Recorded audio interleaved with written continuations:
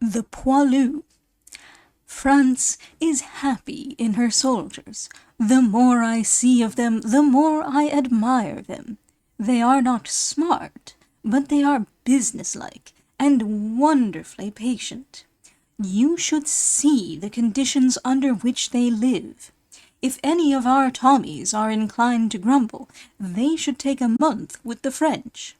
For 2.5 pence a day and the scantiest of separation allowances. 250 francs per day in the towns, with 50 centièmes for each child.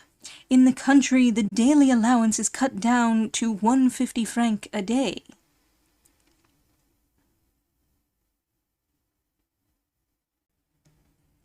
Living in shelters with the absolute minimum of comfort, fairly well fed according to their standard, but always adding, if possible, from their meagre allowance to their daily rations, able to keep themselves moderately clean with only the greatest difficulty and perseverance, well-disciplined and obedient, cautious but with a marvelous spirit of courage in their fighting, facing any odds when they have confidence in their leaders, with the knowledge that this war has brought home to them that, man for man, they can afford heartily to despise the Germans.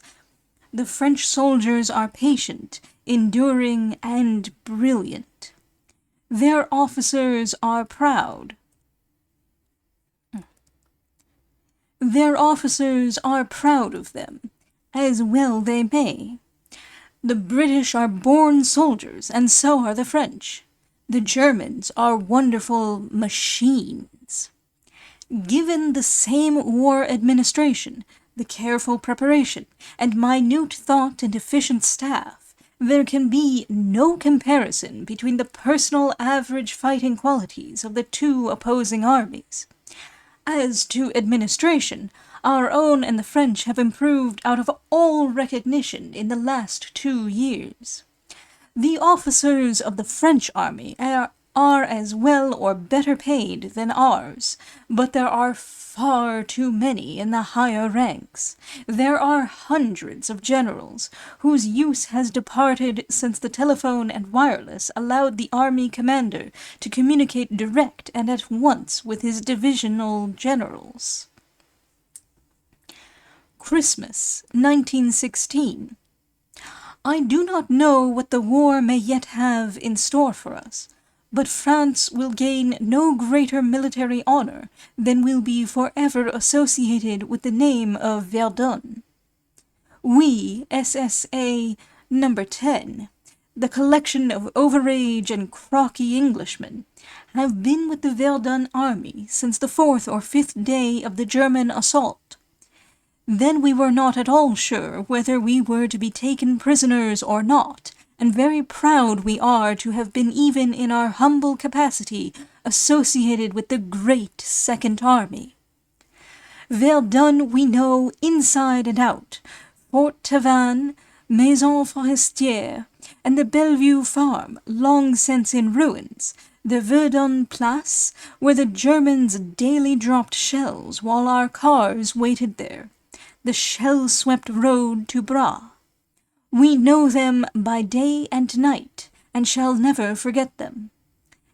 Now, on this Christmas Day of 1916, when Germany is flying peace kites, and is overrunning little Romania, while England, France, Russia, and Italy are preparing their great offensive, the spectre of which Prussian militarism sees looming out of the early days of 1917, now that peace, our peace, has become, thanks to Verdun and the Somme, a matter, we hope, of months and not of years, our little convoy is undeniably glad that it has seen something of the war, and acquitted itself fairly well after its long, weary months of hospital work and waiting. E. F. King. Bar-le-Duc, not Venice. At Blécourt. Our Marraine. Madame la Comtesse de Portelès, an English lady who sent us many good things from Paris. Bourg d'Ervin. We call Camp d'Ervin hell, not because of the fireworks, but on account of our truly miserable conditions there. On New Year's Day, my friend and I volunteered for 24 hours service, so as to give the French aides a holiday. We were sent to d'Ervin, with an ample stock of provisions and some cheap champagne. We started off at the very reasonable hour of 10 a.m., ran through Ausville, past the German prisoners working on the quarry near Francourt, by the ruins of Aubreville, up the hill to our dirty, disreputable little camp. On the way, we picked up a French officer returning from permission. I introduced my companion to the abri, and after inspection, we decided to leave our things in a dry corner there, if we could find one, and spend the day and cook our meals in the car. It was, of course, raining. It always rains gently all day. This accounts for the mud. If it rained any harder, some of the mud might get washed away, so the Argonne clerk of the weather, who loves mud, regulates the allowance of water accordingly. But the weather was warm, so it was no privation to stay out in the open. About 11:30 we heard the car was wanted. Had we lunched? We hadn't, but we made haste and opened a tin of most delightful pâté which my friend had brought from Paris, a bottle of champagne, coffee, bread, and butter and honey. No wonder the sun seemed to come out afterwards. Of course, it only seemed. It was a pleasant trip down to the hospital and back, a matter of 2 hours. About 2 o'clock we started to walk round by the road to the poste de secours, which we might have to visit. As it turned out, we were wise.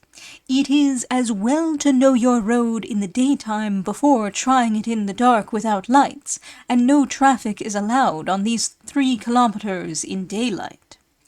Our walk took us through the wood round 3 sides of a square. The woods were absolutely miserable. A few badly gashed oaks still stood dignified and majestic, but all around the smaller trees were chopped off short, their ragged tops lying in a mass of tangled undergrowth. It was pitiful and pathetic. There must have been a hurricane of shot and shell through that unhappy forest of S. All the smaller trees are cut in half. The oaks still stand plugged with bullets and bleeding from ragged shell wounds. Around, mixed up with the debris, are the holes of the human rats who live or lived there, with tangles of rusty barbed wire and chevaux de frise adding to the general ugliness. On our stretch of the road a notice was posted asking us to walk in the ditch, as the Germans could see the centre, and in the ditch the bank protected us to some extent. The ditch was full of water. The day was misty, so we stuck to the road and chanced it. But quite a lot of people do get killed on that road. The enemy has a mitrailleuse and a few snipers on it. I should not like to say how close. Deep shell holes just off the centre told us we should have to be careful if we had to pass anything in the dark. The holes in the road are made good at once, but it is only the narrow track that is left open. On either side there are little caverns full of water.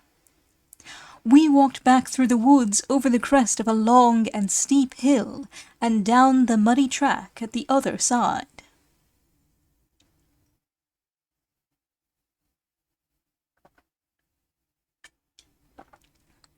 No wonder it is customary to send 8 men to carry a stretcher case over that path, and equally no wonder the blessés, if they can wait, prefer to be fetched by night by the motor ambulance. We had no sooner got back to our car when we heard we should be wanted at 6 o'clock. We cleared the ambulance of our belongings and made a hurried tea in the abri. It was New Year's Day, and all the French soldiers were happy and full of patriotism and pinard. 2 men asked if they could come down with us to fill their flasks, and we took them. We had no difficulties on our first run. The night was dark, but the roads were rivers of mud, and it was almost as easy as daylight driving. When one sentry stopped us and ordered us to put on our lights, we protested it was unnecessary, but he would have it. At the hospital we waited 20 minutes to find the major. It was New Year's Day, and at Salvange, where we eventually landed our wounded, they suggested we should kindly not bring them any more that night. We said we would do our best. We got back to the camp and dined at 9 o'clock, and then fixed up our 2 stretchers, unrolled our sleeping bags, and went to sleep in the car. But alas, not for long. I heard a swish-bang and realized that the new day had come, and with it the German shells. "What was that?" said a voice above me. "A German shell," I replied. Another minute, and then another swish-bang. I have heard a good many Boche shells, and I realized those didn't swish long enough to be pleasant. The nearer to you shells burst, the less you hear the swish, and the more you hear the bang. With the third, we could hear the twigs dropping from the trees around. "Damn! I suppose we must go into that infernal abri. You are on top and will get a bullet first," I said. "I shall be safe. What do you think?" While we were thinking, another one came and decided the matter, and we got sleepily into each other's boots and carried our bedding into that dirty, damp, rat-infested cagna. Having disturbed us, the shells most unkindly stopped.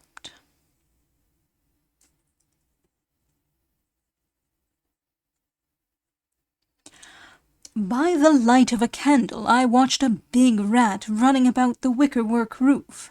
I did not call my companion's attention to it. He does not like rats, and it was within 1.5 feet of his head. Another was busy trying to gnaw through the planks. 2 more came in and had a personal dispute about some trifling matter on the floor.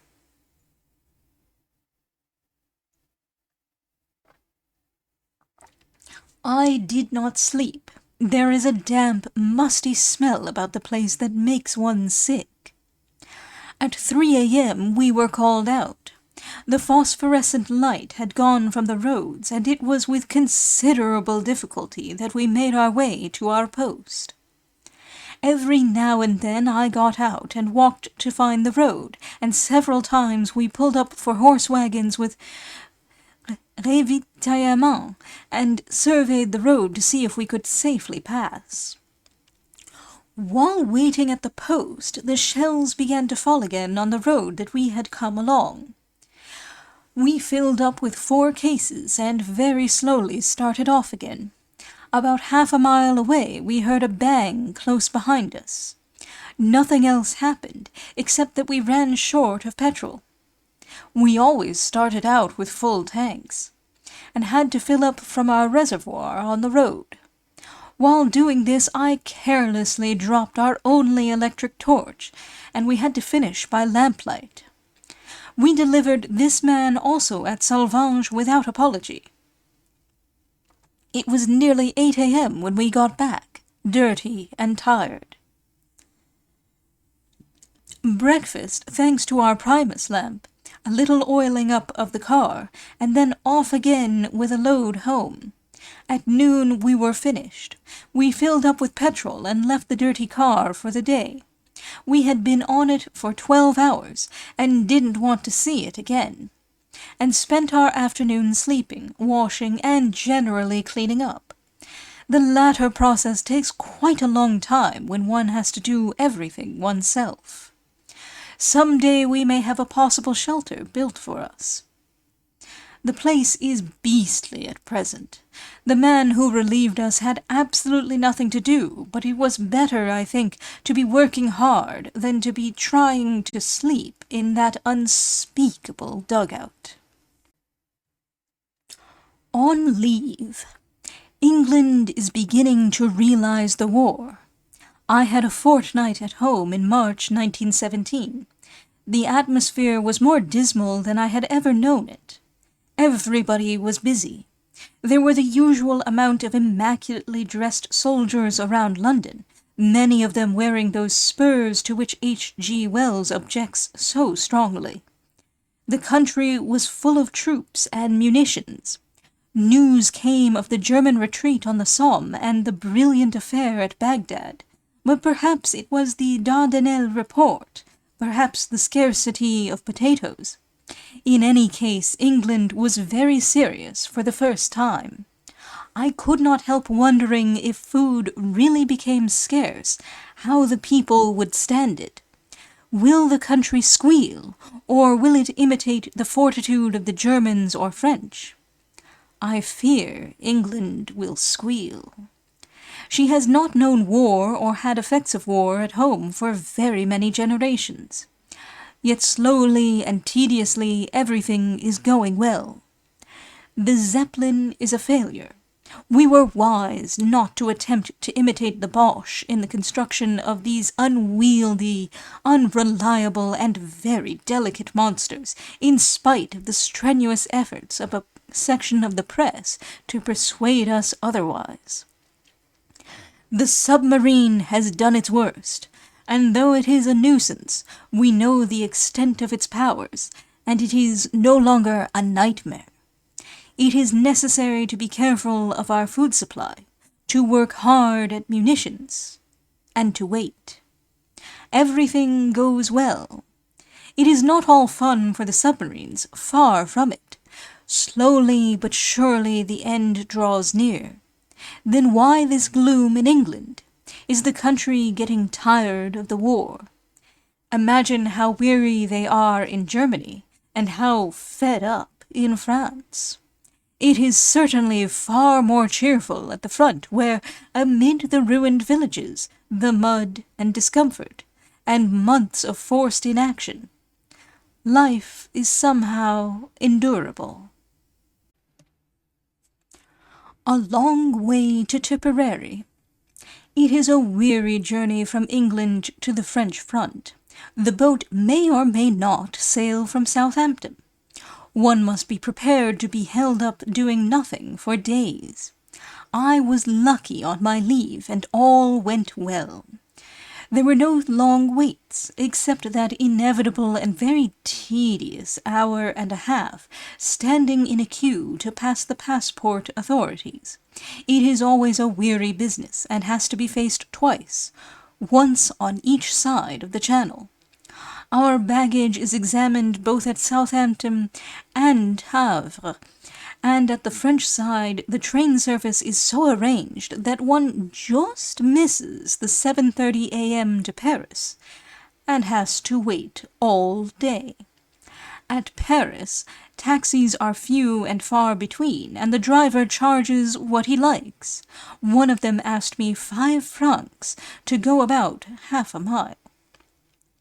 I told him to go to another place, and took a growler. The train from Paris east is crowded, so that half the people have to stand. It is a 4 or 6 hours run to Bar-le-Duc. Having persuaded a kindly official to telegraph that 3 of us were arriving, I fondly hoped we should find some kind of a car to meet us. But alas, there was nothing. So we searched for the proper bureau at which to report, spent the night at Bar, and left next day with our baggage for a circuitous run in a postal camion. The day was fine, and the journey not more than 4 to 5 hours. Blécourt. I found the convoy at Blécourt serving Hill 272 and the side near Mars. There was not much doing, but a big bombardment started within an hour of my arrival and continued all day and most of the night, and news came in of the taking of Bapaume and a general advance all along the line. It is evident that though we, the convoy, may not be doing much now, we can expect to be busy soon. In the meantime, we go up when we are wanted, and serve for 48 hours, and when off duty lead a peaceful life out of danger. Mars. Within 24 hours of my arrival, I was on duty for 2 days at Fromerville, in the usual dirty quarters, with a stove that would not burn. We were called out at midnight in total darkness, and threaded our way through narrow roads past Marne on to the ruins of Mars. The journey took nearly 2 hours, much of it at a walking pace. At Mars, I got down and walked in front to give my friend the line, and straightway fell into a hole about 4 feet deep. It gave me a nasty shake-up, but there was no damage done. Later on, I was trying to point out this man-trap to my fellow conducteur, when he also fell into it, so we were all square. The hole wasn't formed legitimately by any shell, but was probably the broken roof of an arched cellar. There is a poste de secours at Mars buried in the ground. The French front trench is 50 yards away, the German about 800. The doctors and stretcher-bearers at Mars are not allowed to show themselves at all in the daylight. The whole place is open and exposed to German rifle fire. It must be a dull life hiding all day underground. A short time ago a car ran into the ditch in the darkness and had to be left there. The next day the enemy amused themselves by shelling it to bits. Rather luckily for us, we were kept at Mars until 3:30 a.m., waiting for an additional case, which had to be brought 3 kilometers along the road. It was raining in torrents, and the darkness was almost impenetrable. Cold and wet, we joined the wounded lying round a fire, and were glad to get a little warmth in exchange for a few cigarettes. On the way home, keeping on the road with difficulty, and rolling in and out of shell holes, I tried to solve the problem of what we should do with our wounded if the car broke down. We should have to remove them to a place of safety while the car was left to take its chance. The difficulty would be to find the place of safety. Happily, the engine stuck to its work, and about 4:30 the first sign of the new day, a day of snow blizzards, arrived, and we could see to move. We discharged at 5 a.m. at Fromerville, and 2 hours later were sent with 5 couchés and 3 assis to the evacuation hospital about an hour away. Back to Fromerville again at 8, and to bed, while outside a northwest blizzard blew. My sleeping bag was the only warm place I could find that day, and, with short intervals for meals, I was allowed to stay in it. But alas! I have got a dreadful cold in my head, the penalty of a fortnight at home in warm houses. Spring commenced yesterday, March 21st, according to the calendar. It made a bad start, ice and snow. I shivered with cold waves running down my back, and sneezed my head off. It is a mistake to go on leave and live in warm houses, and yet after 6 months of this life of dirt and discomfort, one longs to see again, if only for a short time, a cozy, comfortable room with a warm fire, cleanliness, comfort, and hot water. The joy of being able to get hot water by merely turning a tap at any moment of the day or night. The pleasure of sitting in a clean, cozy room in front of a fire. And one pays for one's leave by going more or less sick on rejoining. Happily, I haven't bad enough to miss duty. For over 18 months I have lived with the convoy, and so far I have never yet missed my service. The warm weather must come soon. Spring here has a 3-week start of England, and in April last the temperature was quite summer-like. Vadelincourt. Vadelincourt has grown out of all recognition. I delivered 4 cases there and didn't recognize the place. A railway line runs through, and all the canvas hospital sheds have given place to well-built wooden huts. The site of the hospital has been moved from the muddy swamp, in which I first found it, to the side of the hill. In the early days of the war, I used to marvel at the places chosen as sites for hospitals. Many of them were either at the top of steep hills, up which it was almost impossible in wet weather to drive a car, or in muddy swamps, liable to be flooded. Things have altered for the better very much since then, but what, I wonder, has become of the people who originally chose the sites? A member of our convoy waited an hour at Fromerville at 5 a.m. while one of his wounded was decorated. A young Frenchman, hardly 20 years of age, was in charge of a machine gun in or near the front trench. 4 Germans attacked him in succession. The first wounded him through the hand with a bayonet thrust, and was promptly shot. The second was unfortunate, as his rifle jammed. The cartridge exploded, but no bullet arrived. He was settled with the bayonet. Another appeared and met the same fate. The fourth put up his hands, cried, "Camarade," and said he was the father of a family.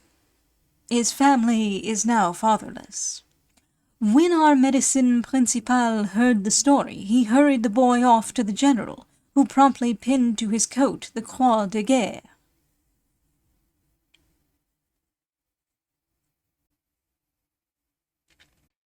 The U.S. with us, April 3rd. Hurrah! The great American nation has come in at last. I like the President's speech. We have no selfish ends to serve. We desire no conquest and no dominion. We seek no indemnities for ourselves and no material compensation for sacrifices we shall freely make. We are but one of the champions of the rights of mankind, and shall be satisfied when these rights are as secure as fact and the freedom of nations can make them. Civilization itself seems to be in the balance, but right is more precious than peace, and we shall fight for the things which we have always carried nearest our hearts, for democracy, for the right of those who submit to authority to have a voice in their own government, for the rights and liberties of small nations, for the universal dominion of right by such a concert of free peoples as will bring peace and safety to all nations and make the world itself at last free. To such a task we can dedicate our lives, our fortunes, everything we are, everything we have, with the pride of those who know the day has come when America is privileged to spend her blood and might for the principles that gave her birth, and the happiness and peace which she has treasured. God helping her, she can do no other. Has ever a great country been called to war on grounds so ideal? That is the right tone. It really is great and will live in history. One can imagine the extent of the war fever in New York. Here the French are pleased. A little late, they say, but at last. The moral effect will be enormous. Continue on.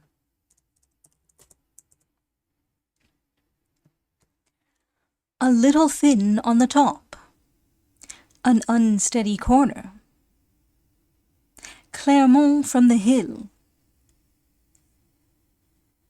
Spring rice on the Bras Road. The Woodcutters, Glorieux. The Place des Armes.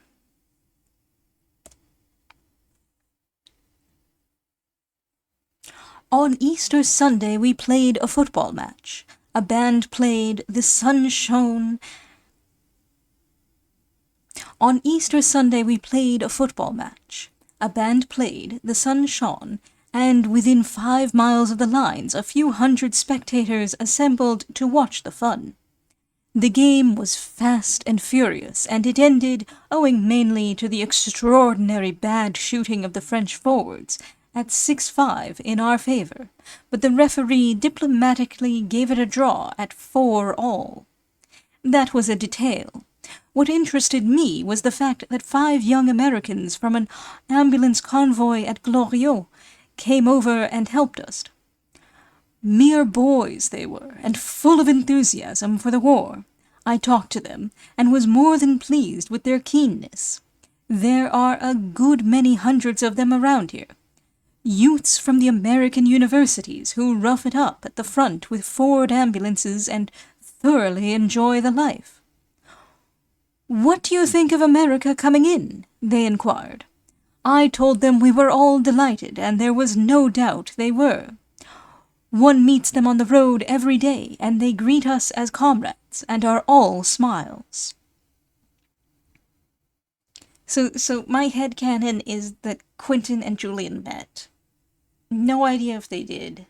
They might not have gotten each other's names. Julian doesn't mention meeting with a British ambulance service. But there are gaps in Julian's diaries as well, so it's just my headcanon that they probably... There are 24 hours in the day here, and one knows all of them. Day and night are pretty well alike in war, only I prefer the daylight, though in it so many things are absolutely forbidden. I have just been out on 48 hours duty at a field hospital. The first day my car was wanted at 3 o'clock in the afternoon, and ran steadily till 10 p.m., evacuating 35 cases to railway centres. I slept from 10:30 to 8 with little interruptions, such as when my stretcher supports gave way and landed me on the floor, and when the nearest case sat up and talked feverishly. Worked all the next day, with an hour or two to attend to the car and get some food. No time to clean myself except a casual wash in a dirty brook. Turned in again at 9:30 and was called at 1 a.m. and worked for 4 hours. The moon was kind. Then sleep in an uproar of arriving wounded. More journeys and 2 burst tires, and back to headquarters again to clean up, replace the 2 damaged spares, refill with essence. I had travelled nearly 300 kilometers, and generally settled down. I reported a broken brake rod, a coughing carburetor, the 2 burst tires, and a consumption of 90 litres of essence. It doesn't seem very economical running, about 9 miles to the gallon, but then the roads are not like that from London to Bath. I think I have seen more sunrises in my 18 months here than in all the rest of my life before.